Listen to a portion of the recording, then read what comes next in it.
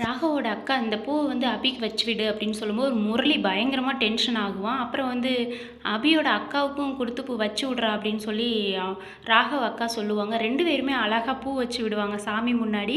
அப்போ பாட்டி சொல்லுவாங்க, "இப்ப பார்க்கறதுக்கு லட்சணமா அழகா 2 பேர் இருக்கிறீங்க" அப்படின்னு சொல்லும்போது, முரளிக்கு அபிய பார்த்துட்டு பயங்கரமா டென்ஷன் ஆகும். ஏன்னா ராகவ் பூ வைக்கிறத பார்த்துட்டு முரளி டென்ஷன் ஆகுவான். அப்புறம் பார்த்தீங்கன்னா 2 பேத்துக்கும் தாலி பிரிச்சு கோர்க்கிறது வைக்கணும். அபிக்கு வைக்கணும் அப்படின்னு சொல்லுவாங்க பாட்டி.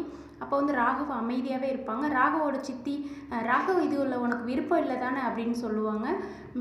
யோசிச்சுட்டே நிற்பார் ராகவ். திடீர்னு, "அதெல்லாம் ஒன்றும் இல்லை சித்தி, நீங்கள் செய்ய வேண்டிய முறையெல்லாம் செய்யுங்க பாட்டி" அப்படின்னு பாட்டிக்கிட்ட சொல்லிடுவார். உடனே பயங்கரமாக ஷாக்காக இருக்கும் முரளிக்கும் ராகவோட சித்திக்கும். இப்படி தாங்க ப்ரமோ போட்டிருக்காங்க. அபிக்கு அடுத்து தாலி பிரித்து கோர்க்க போகிறாங்க.